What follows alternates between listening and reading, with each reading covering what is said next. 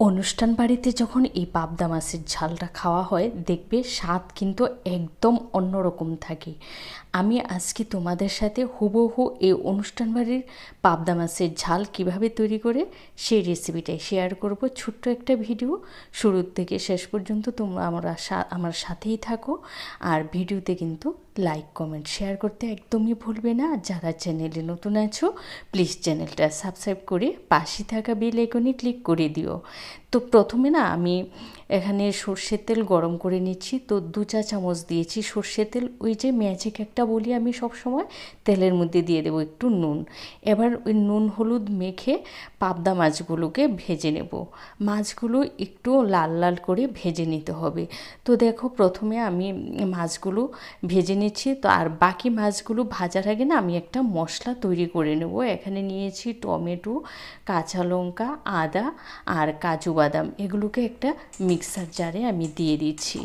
এবার ওর মধ্যে আমি দিয়ে দেব 1.5 চা চামচ কালো সর্ষে, সাদা সর্ষে, তোমরা চাইলে যে কোনো একটাও দিতে পারো। 2 চা চামচ দিয়েছি পোস্ত, পোস্তর পরিমাণটা একটু বেশি দেবে। তারপরে দিয়েছি 2 চা চামচ টক দই। টক দই দেওয়ার পরে এখানে আমি দিয়ে দেব একটু নুন। নুন দেওয়ার পরে ওই যে আমি বললাম বাকি মাছটা আমি কড়াইতে দিয়ে দিয়েছিলাম, তো সেগুলোকে কিন্তু এইভাবে আমি এক এক করে ভেজে তুলে নেব।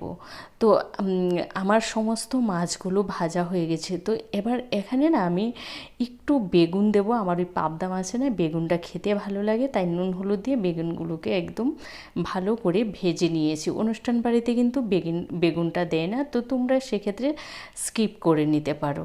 আবারও দিয়েছি 2 চা চামচ সর্ষের তেল, একটু নুন আর 1/2 চা চামচ দিয়েছি কালো জিরা। কালো জিরাটা থেকে যখন সুন্দর একটা ফ্লেভার চলে আসবে তখন আমি ওর মধ্যে দিয়ে দেব ওই চায়ের চামচগুলো থাকে না, সেই চামচ দিয়ে 1 চা চামচ কাশ্মীরি লঙ্কার গুঁড়া আর হলুদের গুঁড়োটা দেবো 1/2 চা চামচ দিয়ে তেলের সাথে একটু মিশিয়ে নেব। খেয়াল রাখবে যেন পুড়ে না যায়। আর তোমরা চাইলে গ্যাসটা অফ করে, তেলটা গরম করে গ্যাসটা অফ করে তারপরে এই মশলাগুলো দিতে পারবে। তারপরে ওই যে আমি মশলাটা আগে তৈরি করে রেখেছি সেই মশলাটা দিয়ে দেব। আর মশলার জারটা ধুয়ে না আমি একটু জল দিয়ে দিয়েছি। এবার এখন কাজ হলো শুধু মশলাটাকে কষিয়ে নেওয়া। একদম লো হিটে কিন্তু মশলাটাকে কষিয়ে নিতে হবে। মশলাটা যত কষাবে ততই কিন্তু টেস্ট হবে। তো মশলা কষাতে কষাতে যখন মশলা থেকে তেল ছেড়ে এসেছে, এবার আমি ওই মশলার মধ্যে না ভাজা মাছগুলোকে দিয়ে একটু নেড়ে ছেড়ে দেবো। আমি সবসময় দেখবে যখন মাছের ঝোল করি মশলার মধ্যে মাছটাকে 1-2 মিনিটের মতো একটু কষিয়ে নিই। তারপরে আমি দিয়েছি 3-4টে কাঁচা লঙ্কা চেরা। আর এখানে দিয়েছি আমি ওই চায়ের কাপে 1 কাপ গরম জল। ঝোলটা কিন্তু না একদম মাখা হবে না পাতলা হবে, একটু গামাখা গামাখা হবে। তবে তোমরা তোমাদের পছন্দ অনুযায়ী ঝোলটা রাখবে। ঝোলটা দিয়ে 2 মিনিটের মতো ফুটিয়ে নিয়ে এবার ওই যে ভাজা বেগুন, সেই বেগুনটা দিয়ে দেবো নামানোর সময়। আর উপর দিয়ে ছড়িয়ে দেব কিছু ধনেপাতা। আর আমি না ওই 1 চা চামচ সর্ষের তেল উপরে ছড়িয়ে দিয়েছি, সেটা ভিডিওটা হয়তো করা হয়নি তখন।